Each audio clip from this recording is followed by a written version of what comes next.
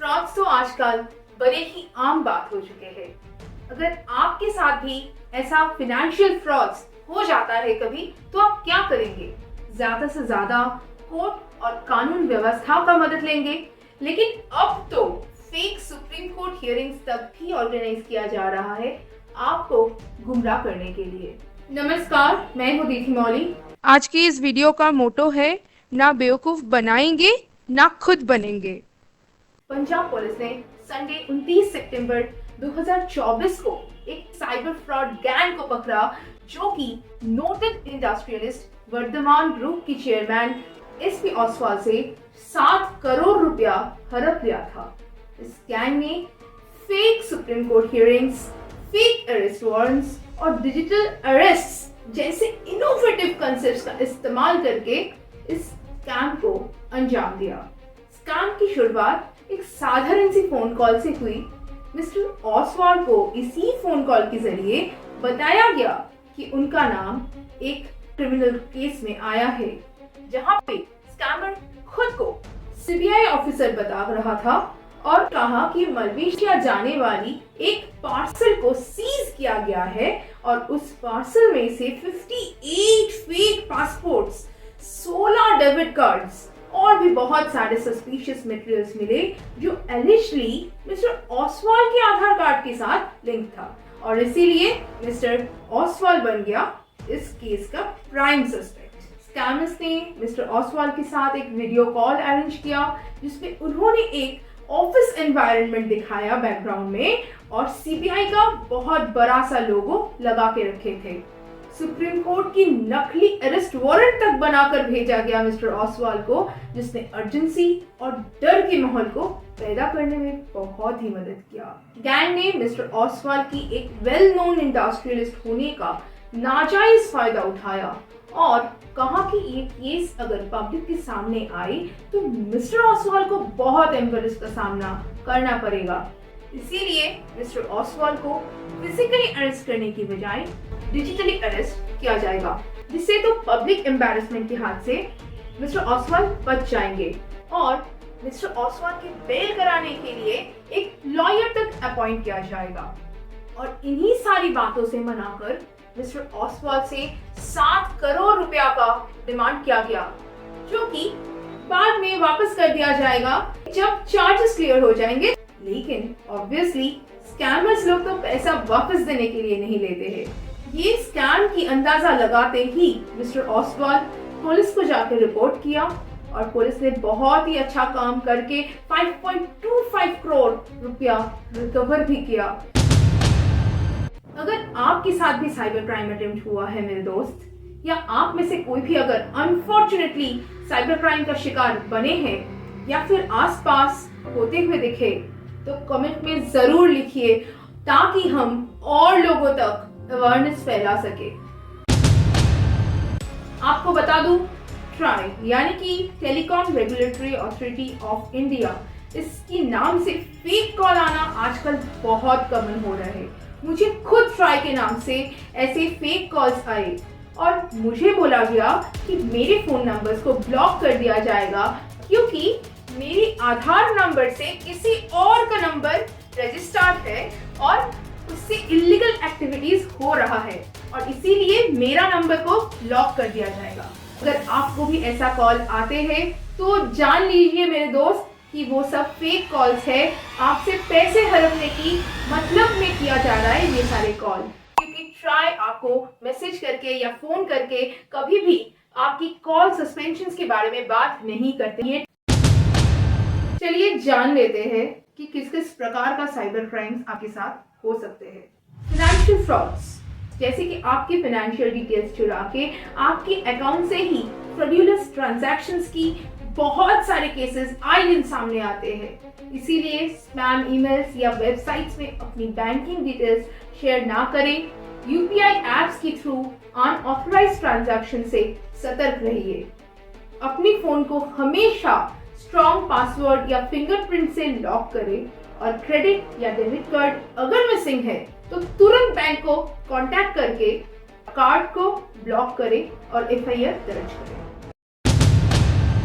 Frauds category में number 2 identity theft, हाल ही में Delhi police ने एक गैंग को अरेस्ट किया जो लोगों की आधार और पैन की डिटेल्स चुरा के फेक आइडेंटिटीज बना के उससे मल्टीपल बैंक अकाउंट्स खोले और उन्हीं नाम से लोन्स लिए।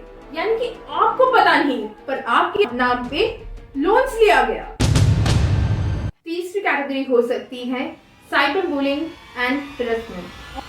ऑनलाइन प्लेटफॉर्म्स पर किसी को भी हरास करना, थ्रेटन करना, ब्लैकमेल करना, ट्रोल करना या फिर इमोशनली हार्म करना इस साइबर बुलिंग की कैटेगरी के अंदर आते हैं। जैसे कि सोशल मीडिया ट्रोलिंग, स्टॉकिंग या अब्यूजिव मैसेज भेजना, रिवेंज पॉर्न, एमएमएस या फिर इंटीमेट फोटोज को लीक करना, इन सभी इस कैटेगरी में ही आता है। केरला की एक 26 साल की लड़की अनीता ने उसकी नेबर और पुराने दोस्त अरुण के द्वारा होने वाली साइबर बुलिंग की शिकार बनी। अनीता इस विक्टिम का एक्चुअल नाम नहीं है, लेकिन इस विक्टिम को हम अनीता कह के इस वीडियो में बुलाएंगे क्योंकि यहाँ पे मैं किसी की आइडेंटिटी रिवील नहीं करना चाहती हूँ। मेरा उद्देश्य है अवेयरनेस फैलाना। अनीता ने अरुण की ड्रग पेडलर्स के साथ संबंध के कारण अरुण से सारा रिश्ता तोड़ लिया था और अनीता की फैमिली अनीता की शादी के लिए रिश्ता भी ढूंढ रहा था, लेकिन अरुण ने अनीता को परेशान करता रहा और उसकी चैट मैसेजेस को और उसकी पुरानी तस्वीर को सोशल मीडिया पर डालता रहा। अनीता ने अरुण की इस हरकत के खिलाफ पुलिस में कंप्लेंट भी दर्ज कराई थी, लेकिन इसके बाद अरुण उसे और भी ज्यादा परेशान करता रहा और धमकी भी देने लगी। इस परेशानियों से तंग आकर अनीता ने एक्सट्रीम कदम उठाते हुए अपना जान ले बैठी। अनीता की फैमिली वाले कंफर्म किया है कि ये सुसाइड नहीं है, ये साइबर बुलिंग के कारण हत्या है।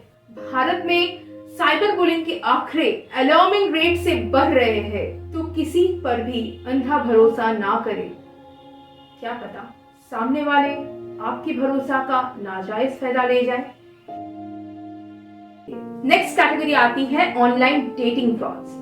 डेटिंग एप्स का मिसयूज करके इमोशनल कनेक्शन बनाना और पैसा या फिर पर्सनल डेटा चुराना एक नया ट्रेंड बन चुका है। एक 40 साल की व्यक्ति डिवोर्स के बाद अपनी 6 साल की बेटी से अलग होके बहुत ही इमोशनल टर्मोइल और डिप्रेशन में था और फिर अपना नया जीवन साथी ढूंढने के लिए यू आर माई टाइप ऐसा ही एक डेटिंग ऐप पर लैंड किया। इस व्यक्ति के नाम हम मान लेते हैं कि प्रणव है, पर ये उसका रियल आइडेंटिटी नहीं है। 23 अप्रैल उनके पास एक मैसेज आता है, हाय हाउ आर यू। सारा नाम की एक महिला ने प्रणव को ये मैसेज भेजा था। फिर दोनों में टेलीग्राम के जरिए बात होता रहा। जल्दी ही प्रणव के साथ सारा का अफेयर शुरू हो गया और सारा ने प्रणव के साथ शादी के लिए भी मान गए। प्रणव अपनी फाइनेंसेस को मैनेज करने के लिए परेशान थे क्योंकि प्रणव इस वक्त कुछ लोन्स में था और वो नया जॉब्स भी ढूंढ रहा था। पर ये ख्याल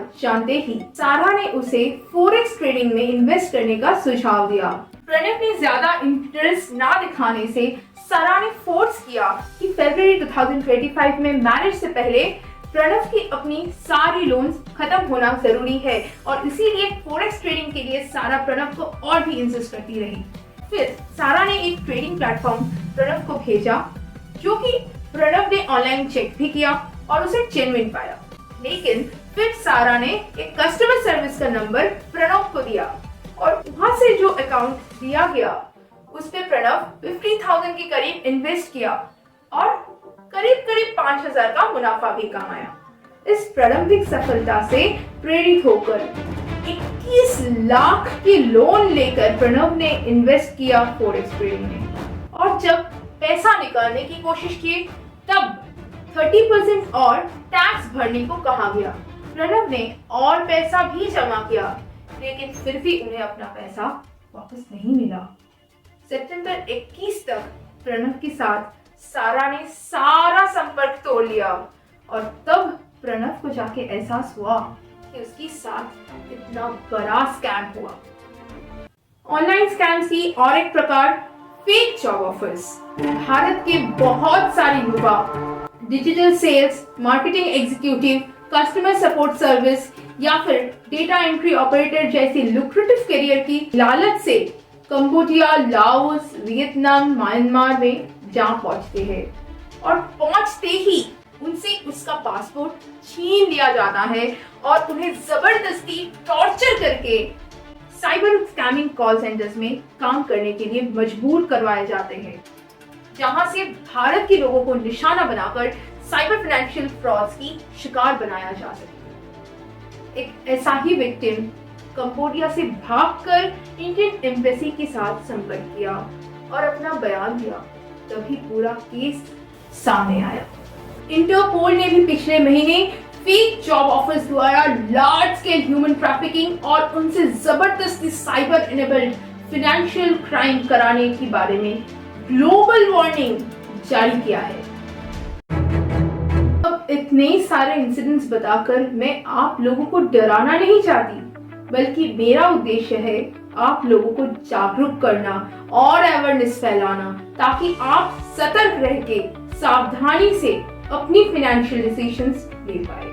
साइबर क्राइम से बचने के लिए avoid clicking unknown links, suspicious emails, messages और इनके द्वारा भेजा गया लिंक्स पे क्लिक ना करें।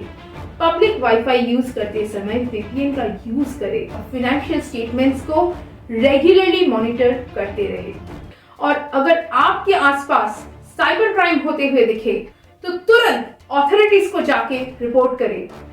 cybercrime.gov.in ये वेबसाइट पर आप घर बैठे भी साइबर क्राइम की कंप्लेंट्स कर सकते हो, या फिर साइबर क्राइम हेल्पलाइन 1930 पे कॉल करके भी आप रिपोर्टिंग कर सकते हैं। इस वीडियो को जितना हो सके अपनी फ्रेंड्स और फैमिली के साथ शेयर करके अवेयरनेस फैलाने में एक स्टेप आप भी लीजिए। जय हिंद, नमस्कार।